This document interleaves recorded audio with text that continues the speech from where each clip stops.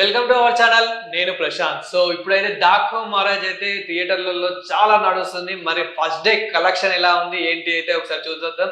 మన ఏపీలో తెలంగాణలో అయితే ఎలా వచ్చేసిందో ఒకసారి కలెక్షన్ అయితే చూద్దాము. సో ముందుగా మూవీ ఎలా ఉంది, అదే విధంగా మనకి ఫస్ట్ డే కలెక్షన్స్ ఎలా ఉన్నాయి. అండ్ కలెక్షన్స్ పరంగా కలెక్షన్స్ కన్నా ముందు మనము సినిమా గురించి అయితే ఒక్క నిమిషం అయితే మాట్లాడుకుందాం. ఎందుకంటే బాలకృష్ణ గారి సినిమా అంటేనే సంక్రాంతికి ఇంకా ఆయన పేరు రాసి పెట్టుకొని వచ్చారో మరి ఏమో తెలియదు, కానీ ప్రతి సంక్రాంతికి వచ్చిన ప్రతిసారి కూడా ఆయననే హిట్ అయ్యి కూర్చుంటాడు. సో అట్లా ఈసారి అయితే మనకి డాకు మహారాజ్ తో వచ్చిండ్రు.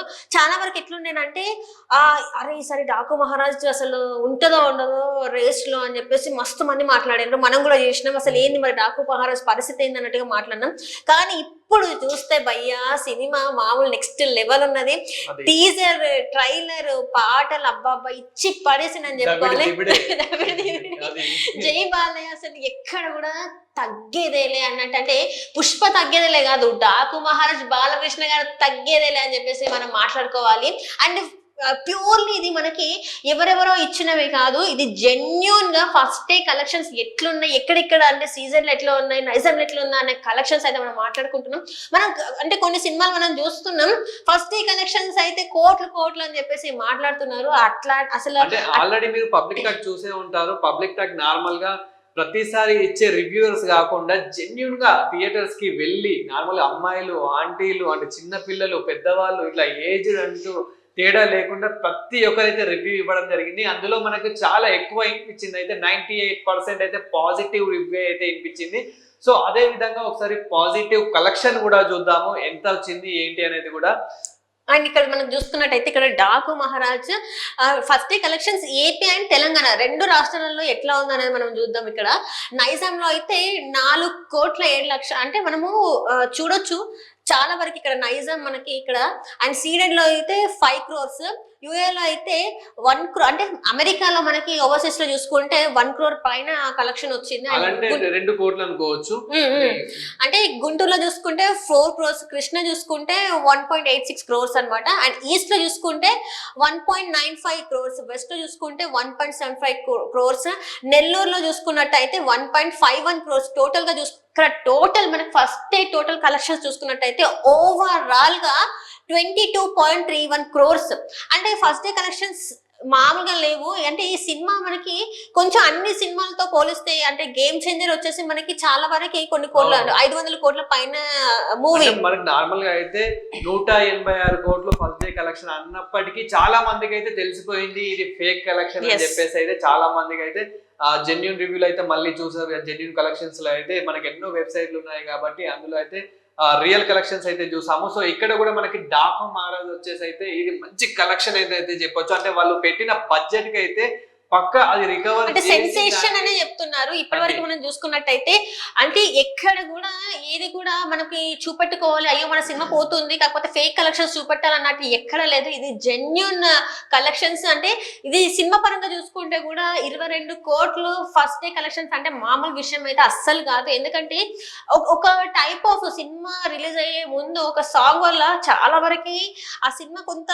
నెగిటివిటీని తీసుకోవాల్సి వచ్చింది. అది శేఖర్ మాస్టర్ కావచ్చు అండ్ బాలకృష్ణ సారే కావచ్చు అండ్ డైరెక్టరే కావచ్చు, దీని గురించి కూడా స్పెషల్ గా వాళ్ళు వీడియోలు చేసి పెట్టాల్సిన పరిస్థితి కూడా తీసుకొచ్చిండ్రు. అంటే యూట్యూబ్ లో ఎప్పుడైతే అది రిలీజ్ అయిందో తర్వాత దీని గురించి డిబేట్లు కూడా నడిచినాయి. మనం చూసుకున్నట్టయితే అసలు ఆ హీరో ఏంది, ఆమెతో అట్లా డాన్సులు వేసుడేంది, స్టెప్పులు వేసుడేంది, డైరెక్టర్ తెలియదా లేకపోతే ప్రొడ్యూసర్ కి తెలియదా, అండ్ శేఖర్ మాస్టర్ ఏమైంది గన్నిసార్లు విన్ అయింది కదా ఆయన స్టెప్పులు వేపించుడు తెలియదా, గదే రొటీన్ స్టెప్. మనకి ఏంటంటే పూర్తిగా చూడక ముందే దాని గురించి మాట్లాడేయాలి, దాని గురించి మనం వైరల్ అవ్వాలి. ఫస్ట్ నేను మాట్లాడి నేను వైరల్ అలా అనుకున్నాను. అంటే ఇక్కడ ఏంటంటే మనకి ఆ ట్రైలర్ లో చూసేసి కదా, అంటే మనకి ఆ వీడియో లిరిక్స్ ఏదైతే ఉందో మూవీ రిలీజ్ కాకముందే దాని గురించి చాలా డిబేట్లు కానివ్వండి చాలా మాట్లాడడం జరిగింది.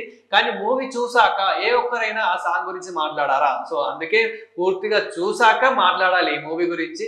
అదే విధంగా మనకి ఆ మూవీ కూడా ఒక నెక్స్ట్ లెవెల్ అని కూడా చెప్పొచ్చు. అంటే ఆ థియేటర్ రెస్పాన్స్ ఒకసారి చూడండి, ఆ థియేటర్ లో లోపల చూడండి ఇంకే విధంగా అయితే ఆ చిందులు కానీ వాళ్ళ ఆనందాన్ని. తమన్ గారికి ఇక్కడ స్పెషల్ థ్యాంక్స్ చెప్పాలి. ఎందుకంటే ఏంటంటే బాలకృష్ణ గారి సినిమా వస్తుందంటే ఎక్కడ కూడా అంటే ఇంత తక్కువ కూడా కానివ్వరు. ఎందుకంటే ఆయన అంటే బీజీస్ అంటే బ్యాక్గ్రౌండ్ మ్యూజిక్ కావచ్చు, పాటలే కావచ్చు, నెక్స్ట్ సినిమాకి నెక్స్ట్ లెవెల్ అని చెప్పుకోవాలి. స్పీకర్లు బద్దలైతే, బాక్స్ ఆఫీసులు బద్దలైతే అంటే నిజంగానే ఈసారి డాకు మహారాజ్ నిజంగానే స్పీకర్లు బద్దలైపోయినాయి.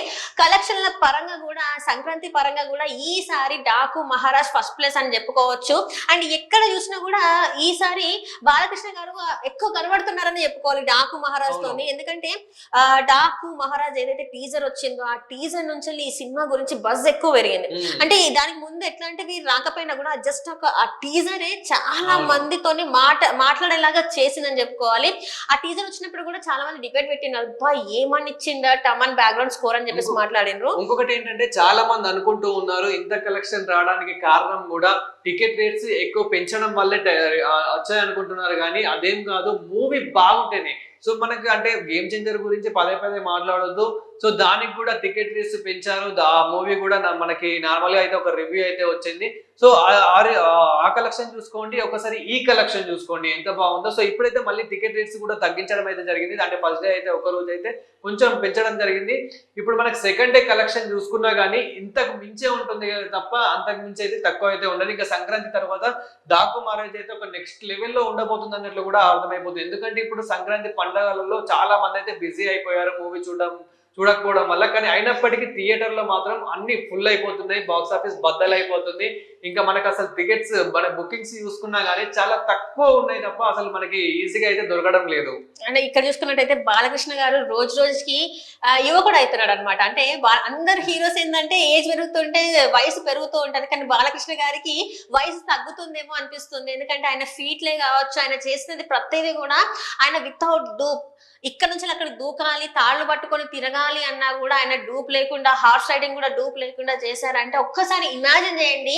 ఆ ఏజ్ గ్రూప్ లో ఉన్న వాళ్ళు డూప్ లేకుండా అట్లాంటి సాహసాలు చేయడం అంటే అంత ఆషామాషి అయితే కాదు. ఎందుకంటే అంత అంటే ఎవరు కూడా అంత ఒప్పుకోవడానికి సాహసించారు. మీరు అన్నట్టంటే ఇప్పుడు ఏదేలా చేస్తాం అదే అని మాటల్లోనే అయిపోతుంది. ఇప్పుడు అదే ఇప్పుడు డైరెక్టర్ ఇది చేస్తా నడు అన్నట్టే బాలకృష్ణ గారు అంత ఫాస్ట్ గా ఉంటాడు. ఇంకొకటి ఏంటంటే బాలకృష్ణ గారు అంటే అస్సలు కూడా అది ఏజ్ లో చిన్న అయినా కూడా పెద్ద అయినా కూడా ఆ డైరెక్టర్ ఇప్పుడు ఇది చెయ్యండి అంటే ఖచ్చితంగా అదే చేస్తారంట. లేక అది స్టోరీలోకి వెళ్ళి వేలు పెట్టడాలు, లేకపోతే ఈ లైన్ బాగాలేదు ఇది చేద్దాం అది చేద్దామని అస్సలు మాట్లాడారంట. అది ఎంత చిన్న డైరెక్టర్ అయినా కూడా, పెద్ద డైరెక్టర్ అయినా కూడా అవునా ఓకే ఇప్పుడు నెక్స్ట్ సీన్ ఏంటి, ఓ ఇలా చేయాలని చెప్పేసి ఆ సీన్ అట్లా చేస్తారంట. కానీ ఎప్పుడు కూడా ఎక్కడ కూడా ఏ సీన్ లో కూడా ఆయన వేలు పెట్టి నాకు ఈ డైలాగ్ కావాలి, నాకు ఇది నచ్చలేదని చెప్పారంట. ఏదైతే డైరెక్టర్ చెప్తారో అట్లా ఫాలో అయిపోతూ ఉంటారు. అంటే ఎవరు ఇంత అంటే ఇప్పుడు చూసుకున్నట్టయితే ఆయన ఏజ్ పరంగా, ఆయన ఎక్స్పీరియన్స్ పరంగా చూసినట్టయితే టాప్ హీరో అని చెప్పుకోవాలి. అలాంటి హీరో డైరెక్టర్స్ చెప్పినట్టు వినడం అంటే అంత ఆషమాషం కాదు. ఎందుకంటే గతంలో కొంతమంది హీరోలు స్టోరీస్లలో వేలు పెట్టి ఆ సినిమాల్ని ఫ్లాప్ అవ్వడానికి వన్ ఆఫ్ ద రీజన్ వాళ్ళు అయ్యారు. కానీ ఎక్కడ కూడా ఏ డైరెక్టర్ తో చేసినా కూడా ఆ డైరెక్టర్స్ మన బాలకృష్ణ గారి ఫ్యాన్స్ అయిపోతారంటే అర్థం చేసుకోండి బాలకృష్ణ గారు డైరెక్టర్స్ తోని ఎట్లా ఉంటారు ఏంటి అనేది. అండ్ ఇప్పుడు చూసుకున్నట్టయితే డాకు మహారాజు తీసిన తర్వాత బాబీ గారు అయితే ఒకటే చెప్పారు, ఆయన ఫ్యాన్ అయిపోయానని చెప్పేసి. అండ్ ఏది చెప్పినా కూడా ఇది నేను చెయ్యను అని ఎక్కడ అనలేదంట. సో అది మన బాలయ్య గారు, జై బాలయ్య గారు, మీ డాకు మహారాజ్ ఇంకా బాగా ముందుకెళ్ళాలి, చాలా రోజులు థియేటర్ లో ఆడాలని చెప్పేసి మనస్ఫూర్తిగా కోరుకుంటున్నాను. మీరు కూడా ఈ వీడియో చూసిన వాళ్ళైతే ఒకసారి జై బాలయ్య అని కామెంట్ చేయండి. అదే విధంగా మూవీ చూసిన వాళ్ళు మూవీ ఎలా ఉందో ఒకసారి కామెంట్ చేయండి. So thank you so much.